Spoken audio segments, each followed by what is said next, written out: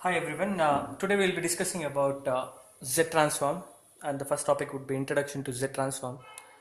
Now, Z transform is an extension of DTFT, that is Discrete Time Fourier Transform in discrete domain, whereas CTFT is the extension of Laplace transform in continuous domain. Now, let me explain this. So, we have Laplace transform of x of t as x of s, which is minus infinity to infinity x of t e power minus st dt. Now, where s is a complex quantity which is having sigma plus j omega, sigma is the real part and j omega is the imaginary part.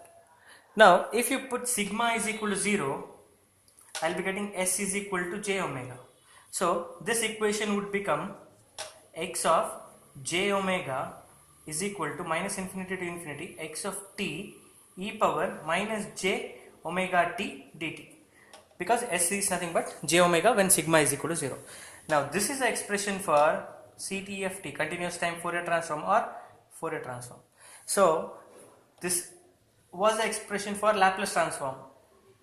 Remember, Laplace transform is the transformation of continuous time signal into S domain. So S is having plane is having real part as well as imaginary part. So the real part is sigma and imaginary part is j omega. So if you put sigma is equal to 0, you get S is equal to j omega. So you get the equation for CTFT. So CTFT or Fourier transform of continuous time signals is the extension of Laplace transform. Now, similarly, my Z transform is a extension of DTFT. Now, what is the expression for DTFT? Or let me put Z is equal to R into e power j omega. So I will be getting here x is x of R into e power j omega is equal to summation n is equal to minus infinity to infinity x of n. Z is R into e power minus j omega power n. Now simplifying this, n is equal to minus infinity to infinity x of n r power minus n and e power minus j omega n. So this is x of r into e power j omega. Now if I put r is equal to 1 here, x of e power j omega is summation n is equal to minus infinity to infinity x of n, 1 power minus n is 1, e power minus j omega n. Now you can recall this is the expression for DTFT of a discrete time signal. So that means Z transform is the extension of DTFT, wherein if you put e power j minus j omega, e power j omega as z, you get the x of z, the expression for Z transforms. So Laplace transform is one from which Fourier transform is derived, and the discrete time Fourier transform is one from which Z transform is derived. So Z transform is a derivative of, not exact derivative, is extension of DTFT. Now as we can see here, Z is r into e power j omega, so it is again a complex quantity. So we'll have imaginary part of z and a real part of z, where r into e power j omega is a vector which is having the magnitude of r and the angle is omega. So this is the actual representation of a Z transform, a Z plane. This is entire Z plane, as we had entire S plane in case of Laplace transform, where you had sigma, real axis was sigma and imaginary axis was j omega. Here we have real part of Z and imaginary part of Z, and Z is a vector which is having an amplitude of r with an angle of omega. So this is a complex quantity because you have e power j omega, which is nothing but cos omega plus j sin omega. Now the basic bottom line of this discussion is, what we are looking out for is the Z transform equation, that is given by, if you have a discrete time signal x of n if you sum it up from minus infinity to infinity and multiply with a complex factor, that is z power minus, z power z, which is a complex factor r into e power j omega. If we take the specific case of r is equal to 1, I'll get the equation for z transform of a discrete time signal. So z transform is valid only for discrete time signal.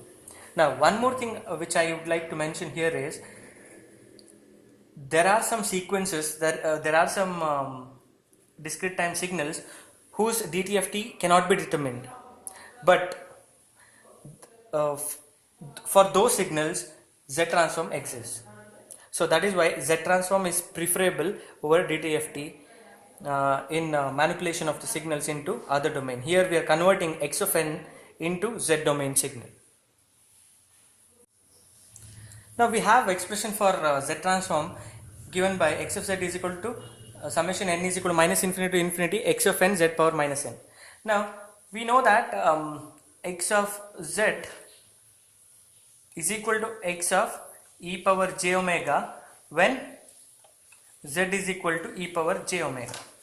So summation n is equal to minus infinity to infinity x of n, z I need to replace it by r into e power j omega, so power minus n.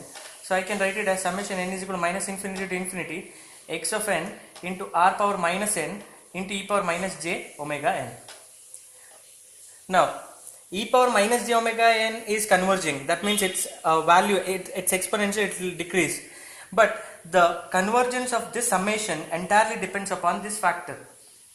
That is, the convergence of this summation depends upon x of n r power minus n modulus, that is magnitude of x of n e power minus j omega n, x of n r power minus n.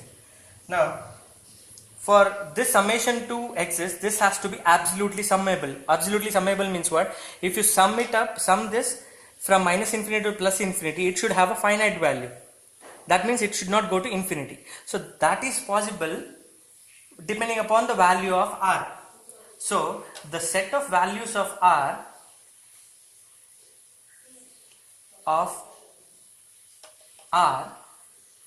for which this summation is converging, the summation is for which summation converges is called ROC. It is region of convergence. So the set of values or the range of R for which this summation converges, that means converges means what? Converges here means it is it will have a finite value, the summation will have a finite value. So the word converge, the meaning for it is, say for example you have summation n is equal to 0 to infinity half power n. This is sum till infinity of a GP, so which is given by 1 minus alpha 1 minus half, so it is 2. This value is finite, which is less than infinity. But in the same case, if you had n is equal to 0 to infinity 2 power n, then this will the summation will eventually terminate to infinity, because here if you expand this summation, what do you get? The first term is 1, second term is n is equal to 0, if you put it is 1 half power 0, if you put n is equal to 1 it is half, plus n is equal to 2 it is 1 by 4, then 1 by 8 and so on. That means what? You are getting smaller values. So 1 is a larger value, you are finally getting smaller values, and if you sum this up until infinity you get the sum as 2. That means they are converging like this. 1 is a maximum value and from which you get lower values, and finally it converges to the value to be which is equal to 2. But in this case, what is the first term? 1 anyway, because 2 power 0, then 2, then 4, then 8, then 16.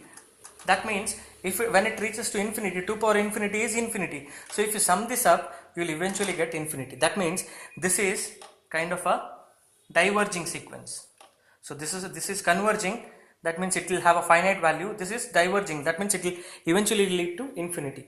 So the set of values for R for which my summation converges, this is converging, is called ROC. It is called region of convergence.